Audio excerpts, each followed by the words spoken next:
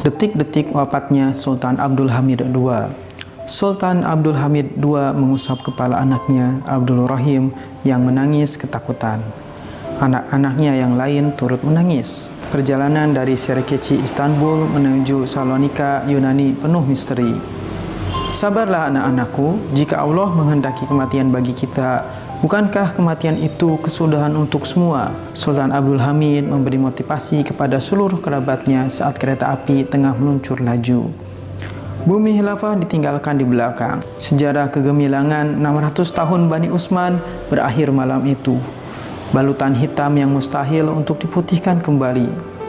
Di tengah suasana malam yang sejuk, Sultan Abdul Hamid II melonjorkan kakinya di atas bangku kereta api sambil dipijit-pijit oleh anaknya Fatimah.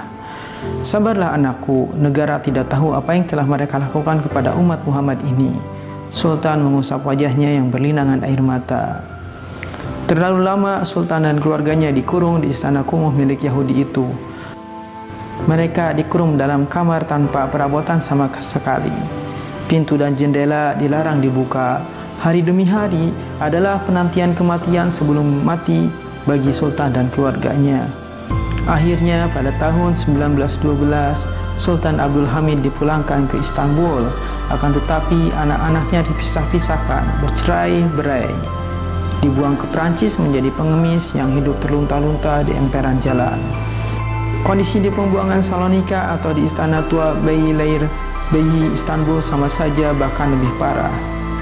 Sultan dan beberapa anggota keluarganya yang tersisa tidak dibenarkan keluar sama sekali, sekalipun pergi ke pengarangan istana untuk sholat Jumat di luar istana. Tentunya dengan penjagaan yang super ketat.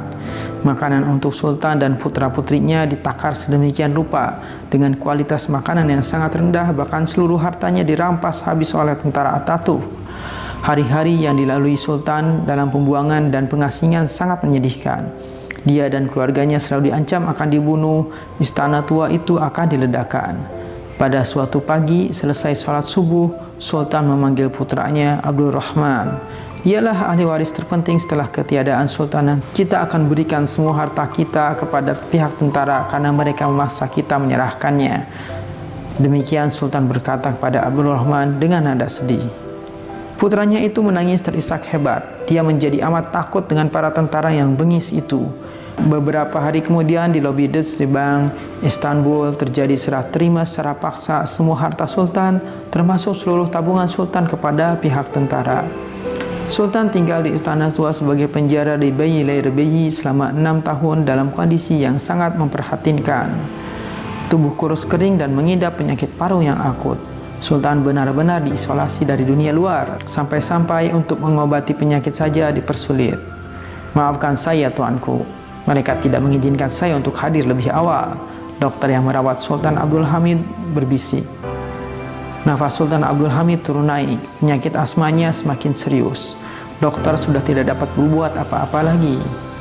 Sultan Abdul Hamid II menghembuskan nafas terakhir dalam penjara Beyleir pada 10 Februari 1918. Kepergiannya diratapi seluruh penduduk Istanbul karena mereka sudah sadar. Karena kebodohan mereka lah membiarkan Khilafah Utsmaniyah dilumpuhkan setelah pencopotan jabatan khilafahnya 10 tahun yang lalu. Menangislah, tiada sejarah yang mampu memadamkan penyesalan itu. Pada 10 Februari 1918, Abdul Hamid II meninggal tanpa bisa menyaksikan runtuhnya institusi khilafah pada tahun 1924. Suatu peristiwa yang dihindari terjadi pada masa pemerintahnya, yang digantikan oleh saudaranya Sultan Muhammad Rashad atau Mehmed V.